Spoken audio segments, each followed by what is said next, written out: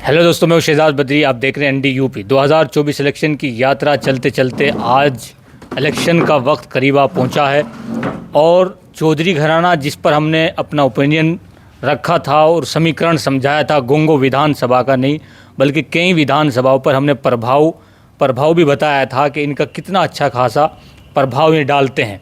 चौधरी इंदर सेन जी ने पीछे एक कार्यक्रम करके अपने समर्थकों से जो अपील की थी इकरा हसन के वोट देने की, अब उसी के चलते मीडिया कवरेज जैसे चलती जा रही है, अलग अलग प्रतिक्रिया रखते हैं।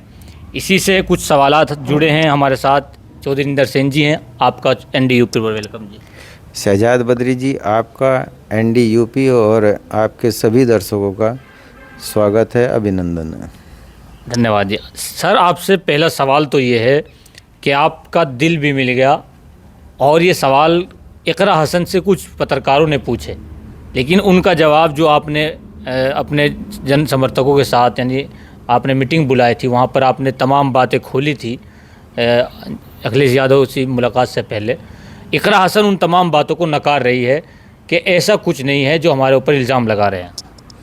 नहीं, देखिए, वो जो पंचायत हुई थी 28 तारीख को, साथी और समर्थकों के भी, उसमें जो भी मैंने रखे थे, फैक्ट्स रखे थे, सबूत के साथ सारी बातें रखी थी। कोई जो हम कमरे में कहते हैं वो बाहर कहते हैं, ये स्पष्ट रहा आज तक, कोई झुठला नहीं सकता। अब कौन नकार रहा है कौन नहीं नकार रहा है वो तो उसके ऊपर है, लेकिन मैंने केवल उनके लिए नहीं कहा था, मैंने स्पष्टीकरण दिया था, क्योंकि तरह तरह की भ्रांति फैलाई जा रही थी हमारे बारे में।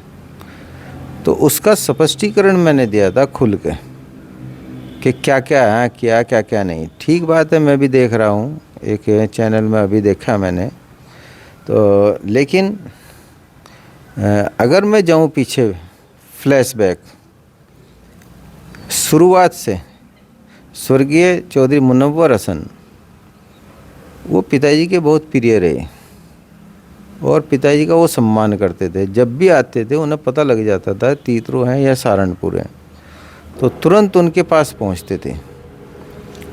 अब ये राजनीति में इतने अनुभव नहीं है, इकरा हसन तो अभी बच्ची है, उसको इतना तजुर्बा नहीं है, तो धीरे धीरे तजुर्बा होगा या पिछली बातों का नहीं ज्ञान है, जैसा इनको फीडबैक दे दिया जाएगा ऐसा फीडबैक हो जाएगा।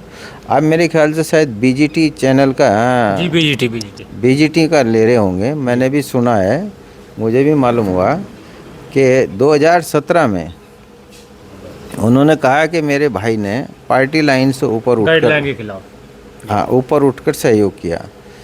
वो एक दिन आए थे यहाँ पे, उससे पहले ही बहुत कुछ हो गया था। 23,000 मुझे उस वक्त मुस्लिम वोट मिला था, बूथ वाइज हैं, उसमें कोई वो भी नहीं है। आज के समय में तो हर चीज़ का खुलासा है। 48,000 मुझे लगभग वोट मिला था। अब उसमें 9-10 हज़ार वोट मुस्लिम हमारा कभी भी कहीं भी कम नहीं हुआ, कैसी भी परिस्थितियां हों। अब मैंने उसमें उस दिन पंचायत में भी कहा था, भाई असदुल्ला अजमेरी तो कहें मैंने दिलाया, भाई जो सादान मसूद हैं, रशीद साहब थे, रशीद मसूद साहब जो MP थे मरहूम, अब उनका भी था सहयोग। अब सभी का सहयोग था, उसमें कितना उनका था तो हमने ये कहा था कि वो काट कूट का आपस में, बाकी बता दो भाई हमारा भी कुछ होगा, आखिर मुस्लिम हमारा भी तो है। 2004 में पिताजी BJP से लड़े थे, कितने ही गांव मुस्लिम के हैं जो जीत के आए थे, मुस्लिम गुजरों में भी, मुस्लिम राजपूतों में भी, जो दूसरे और मुस्लिम हैं उनमें भी। तो आखिर हमारा भी तो है, शुरू से है, कोई आज तो थोड़ा ही है। और आज के समय में तो इस तरीके का हो रहा है कि 20-25 हज़ार मुस्लिम, तो ऐसा है हम कुएं में भी गिरेंगे, हमारे साथ कुएं में गिरने को तैयार हैं। तो क्योंकि उनका सुख दुख हमारा सुख दुख है, उनकी पीड़ा हमारी पीड़ा है, वो अच्छी तरीके से समझते हैं। तो मैंने स्पष्टीकरण दिया था। और अगर मैं दोहराऊँ, जब मुनव्वर हसन चुनाव लड़े, उससे पहले चौधरी अख्तर हसन चुनाव लड़े, पिताजी ने सपोर्ट किया, तब तो कांग्रेस में ही थे। जब मुनव्वर हसन चुनाव लड़े, जब पिताजी ने सपोर्ट किया, सबको पता है। जब वो एमएलसी का चुनाव लड़े तब खुले रूप में सबसे पार्टी लाइन से ऊपर हो गए। पहले भी जब वो कैराना से मुजफ्फरनगर से एमपी का चुनाव लड़े थे उस दौरान पूरी मदद की थी पिताजी ने। 2007 में सरधना में तबस्सुम हसन चुनाव लड़ी थी, उस वक्त जो है पिताजी ने पूरी टीम उनके साथ खड़ी कर दी थी वहाँ पे। तो इन चीज़ों को उखाड़ने से कोई फ़ायदा थोड़ा ही है। मैंने नाहिद हसन मेरे पास आए थे, उन्होंने जो मन मुटाव की बात रखी थी मेरे सामने 2017 की रखी थी। मैं हैरान रह गया। 2017 में माननीय अखिलेश यादव जी आए थे यहाँ पे तीतरो, तो उन्होंने वो रखी थी। मैं शायद पंचायत में ही बताया था कि भाई 2007 में, हाँ इसमें 17 में जब माननीय राष्ट्रीय अध्यक्ष अखिलेश यादव जी तीतरो आए थे पिताजी की जयंती पे, तो तबस्सुम हसन को मैंने अध्यक्षता के लिए 2 बार नाम पुकारा। नाहिद हसन स्टेज पे थे, वो नहीं आए, तो अध्यक्षता हम उन पर कराना चाह रहे थे, तो मैं अपने लिए कराना चाह रहा था। और प्रचंड बहुमत की सरकार बनी थी, कुछ ही महीने तो हुए थे, ऊपर भी और नीचे भी भाजपा की सरकार, और किस कदर जन सैलाब उमड़ा था आपको जानकारी हो, वीडियो उठा कर देख लीजिएगा, सारी हैं। तो उस वक्त नाहिद हसन स्टेज पे थे। 21 में बुलाया, नाहिद हसन का भी नाम था, वो यहाँ बाग में बैठे रहे, तो हमारी तो खता नहीं है सम्मान देने में। तो एमएलसी के चुनाव में खुले रूप में यहाँ सब में उनको वो दिया, समर्थन दिया पार्टी लाइन से ऊपर उठ के। कैराना का, मुजफ्फरनगर का, वो भी बता रहा हूँ। बराले के जो वाजिद प्रमुख बने थे, तो बीडीसी पिताजी ने वहाँ से बीडीसी दिलवाई थी उनको, जब वो प्रमुख बने थे। पूछ लो आप वाजिद प्रमुख से जाके, उनसे पूछ लेना। आपकी क्या 2019 तक तो आपने बात बता दी। इसमें कि उन्होंने कहा कि आपने खाने की मेज़ पे लोकसभा का टिकट मांगा। मैं सन रह गया, भाई क्या बात है ये। भाई 2017 का टिकट मांगना कोई गुनाह तो नहीं है। और आज तो नवरात्र का पहला दिन है। आपके चैनल के माध्यम से मैं सभी को नवरात्र की बहुत बहुत शुभकामनाएं देता हूं, और माँ भगवती से प्रार्थना करता हूं कि सबके परिवार में सुख शांति समृद्धि हो, सब स्वस्थ रहें। तो मैं ईमानदारी के साथ कह रहा हूं, 2022 से पहले मैंने कहा उससे भी, 2022 से पहले तो हमने लोकसभा का सोचा ही नहीं कभी। आप तो 2017 की बात कर रहे, तो मैंने सोचा ही नहीं। तो जब मैंने सोचा ही नहीं तो कैसे कह दे भाई। दूसरी बात, अगर कोई ऐसी बात थी तो आके पूछ लेते, मामा जी इस तरीके से बात है, यह है, तो हमें क्या वो थी। 22 से ही तो तैयारी शुरू करी थी हमने। 22 में भी कह दिया था कि भाई जैसा हमें आश्वासन दिया गया था उसके आधार पे, अब ये तो है नहीं हम गाँवों में मीटिंग करते फिरे, हमने वैसे हमारी तैयारी चल रही थी पूरी की पूरी।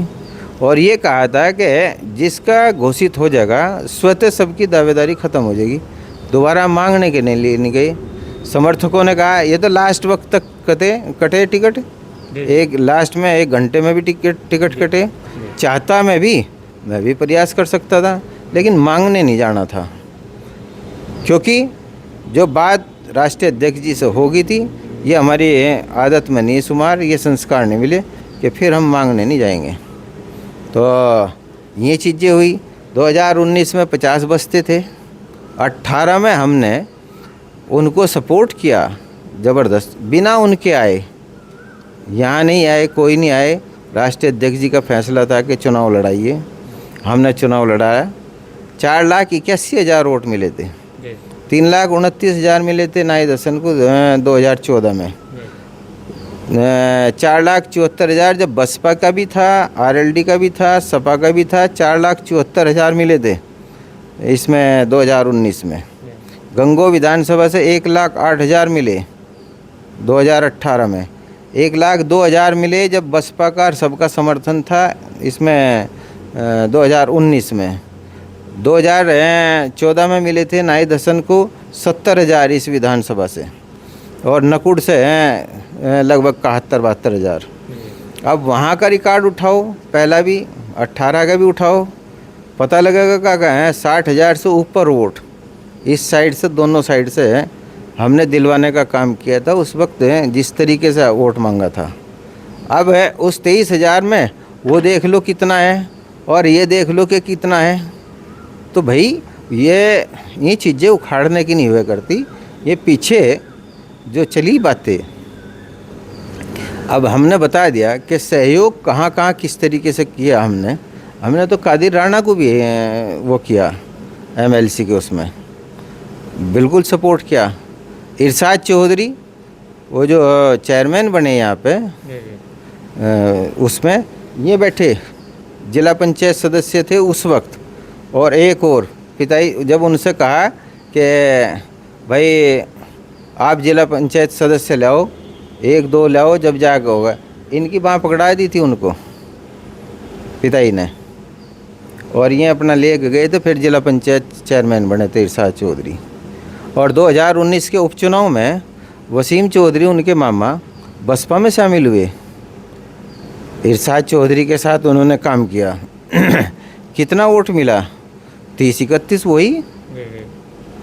अब उसको क्यों नहीं दिलवाते भाई? क्यों भाई? हमारे खिलाफ थे 2019 में उपचुनाव में, सबके सब खिलाफ थे। हमारा तो 9-10 हज़ार वोट हालांकि धांधली हुई। अगर हम चुनाव आयोग की लिस्ट को ही मानने हैं तो 9,000 से कम तो जब भी नहीं हमारा मुस्लिम कम हुआ, जब सब खिलाफ थे एक तरफा। ये रशीद मसूद साहब और इमरान, ये परिवार सब एक हो गया था, वो उनकी कर रहे थे। तो सबूत हैं, ये फैक्ट्स हैं ये। लेकिन इनको अगर उखाड़ोगे, हमने तो ख़त्म कर दी थी जब वो आए थे, उसके सिर पर हाथ रख दिया था। अव्वल में तो हमें ज़रूरत भी नहीं थी, हमने यहाँ प्रेस वार्ता भी की थी पहले, उनको ये साथियों ने इन्होंने सूचना भी दी थी, आसू मलिक साहब ने भी उनसे कही थी पहले दिन कि भाई कल प्रेस वार्ता है, वो उनकी व्यस्तता रही होगी या जो भी कारण रहा होगा। बताया गया, ये सवाल मीडिया में बहुत पूछा गया कि इकरा हसन और ये चर्चा का विषय भी क्यों नहीं प्रेस वार्ता में पूछी। इसका मतलब आपने मैसेज दिया था? हाँ, मेरी वसीम से भी बात हुई थी, वसीम का फ़ोन आया था, तो मैंने कह दिया था कि भाई कल आ जाना, कि ठीक है भाई जी हम कल आ जाएंगे। उन्हें उस रात को भी कहे थे मैं, हमारी इकरा आ जाएंगे, भाई कल आ जाना, आप आ जाओ, इकरा आ जाओ, नाहिद आ जाओ, जो भी है। उसका फ़ोन आया मेरे पास पहले दिन, वसीम से मेरी बात हुई खुद, ये हकीम नहीं में हमारे, उन्होंने बल्कि उनके फ़ोन पर फ़ोन आया और मेरी बात करा दो, फिर कट गया, दोबारा फिर फ़ोन पर बात हुई। आसू मलिक साहब ने इकरा हसन को कह दिया था, तो वो तो उनका काम है। यानी चौधरी परिवार दिल मिलाना चाहता है और हसन परिवार मिलाना नहीं चाहता। देखो, हमारा जो दिल मिलाना है, कोई मिलाए या ना मिलाए, इससे ताल्लुक़ नहीं हमारा है, ठीक है नहीं। हमने तो दिल साफ करके, मन साफ करके, बिल्कुल ईमानदारी और सच्चाई के साथ हमने माननीय राष्ट्रीय अध्यक्ष अखिलेश यादव जी, उनके प्रति हमारा विश्वास और भरोसा है। वो परम पूज्य पिताश्री स्वर्गीय चौधरी यशपाल सिंह जी को बहुत ज़्यादा मानते हैं, बहुत इज्जत करते हैं, क्योंकि मुलायम सिंह जी भी बहुत इज्जत करते थे पिताजी की, और अखिलेश यादव जी तो बहुत ज़्यादा करते हैं। मैं तो इतना ज़्यादा करते थे कि बस पूछो मत। वही कारण था कि उन्होंने विशेष विमान भेजा और हमारे परिवार की सच्चाई, ईमानदारी और निष्ठा, उसको देखते हुए उन्हें पता है कि वो स्पष्टवादी हैं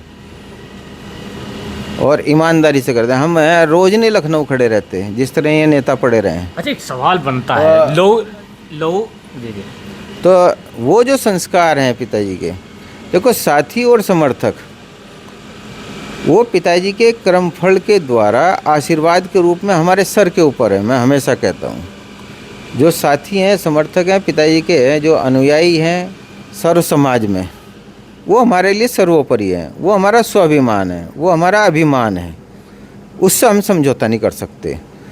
अब बात रही उसकी, ये मैंने बता दिया कि इस तरीके के बयानबाजी से बचना चाहिए।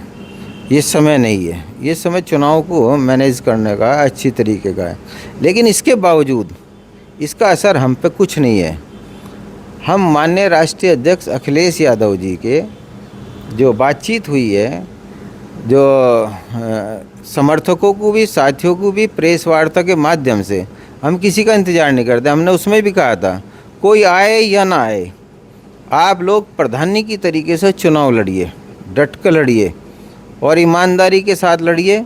और साइकिल का बटन, जो साइकिल का निशान है उसके सामने वाला बटन, उसको दबाएं और दबवाएं। हमारी आवाज़ को अपनी आवाज़ मिलाते हुए अखिलेश यादव जी के हाथों को मजबूत करना है। ये है हमारा लक्ष्य। हमारा कौन आ रहा है, कौन नहीं आ रहा है, कैंडिडेट से कोई मतलब नहीं, घराने से कोई मतलब नहीं, अखिलेश जी के निर्देश पे देखो, एक सुन लीजिए, कैंडिडेट कौन क्या कह रहा है, क्या नहीं कह रहा है, किससे कमिटमेंट कर रहा है, किससे नहीं करना। देखो, जनता के अंदर, जनता के दिलों में जगह होनी चाहिए। जब जनता के दिलों में हमारे लिए जगह होगी, उससे बड़ा पद हमारे लिए कुछ नहीं हो सकता। मैंने बताया अभी, जो मुस्लिमों के बारे में भी बताया कि इतना मुस्लिम है कि हम उसमें भी जा, क्योंकि उनका दुख हमारा दुख है, उनकी पीड़ा हमारी पीड़ा है। हिंदुओं में भी जितनी भी बिरादरी हैं, जातियां हैं, उन सब का दुख वो हमारा दुख है, उनकी पीड़ा वो हमारी पीड़ा है। इसीलिए तो टिके हुए हैं आज तक भी विपरीत परिस्थितियों में। तो भाई, आप किस चीज़ की बात करते हो? सबूत सारे रखे गए थे, वो स्पष्टीकरण दिया गया था। अब कोई माने या ना माने, 50 बचते थे 2019 में 436 बूथ में से। तो बताइए, जब हमारे लोग खड़े नहीं होंगे वहाँ दिखने के, नहीं एजेंट नहीं दिखने के, तो लोगों में क्या मैसेज जाएगा? भाई क्या कर लेंगे हम वहाँ से, बूथ पे क्या कर लेंगे? एजेंट ही तो करेगा, एजेंट कर सकता है। जो बस्ता जिसके पास होगा साथियों के, वही तो देखेगा।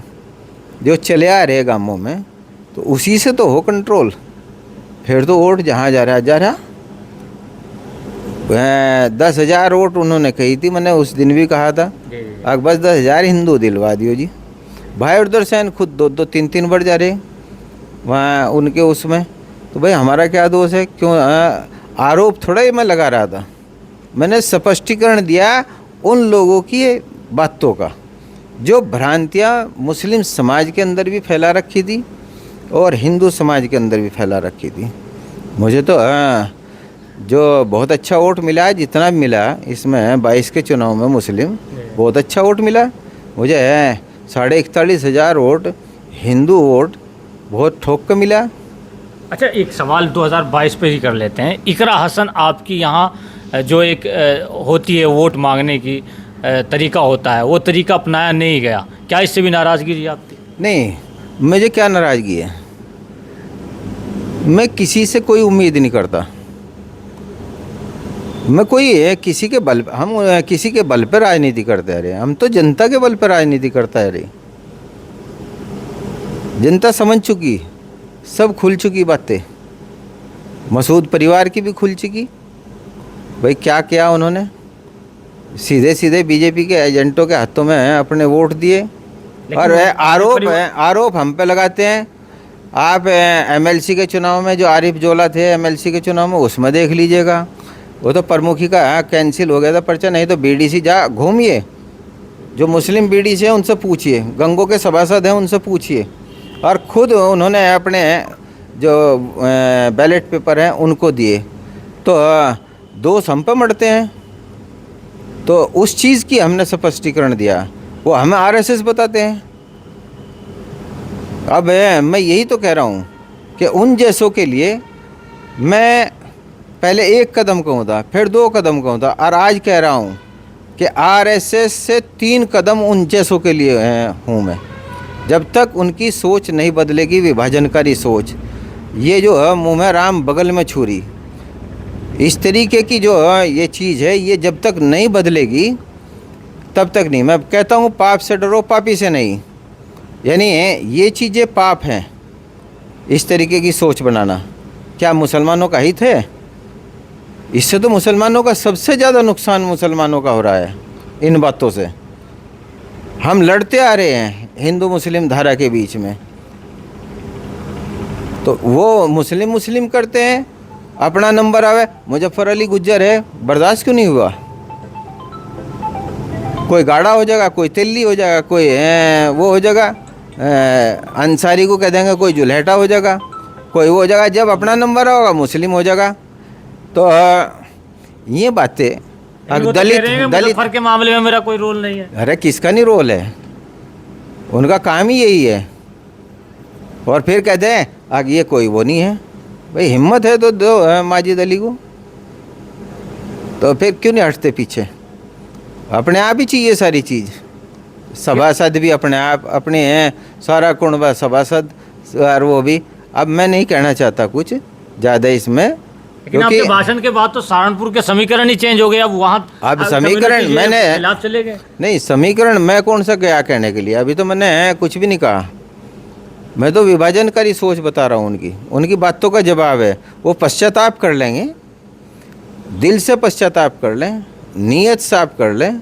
रमज़ान का महीना आया, आखिर अभी 11 या 12 को ईद है, तो तब तक कम से कम इस पवित्र महीने में अपनी आत्मा को पवित्र कर लें, पश्चाताप कर लें, तो हमें कोई दिक्कत नहीं है। इमरान या मसूद परिवार से हमें कोई नाराज़गी नहीं है।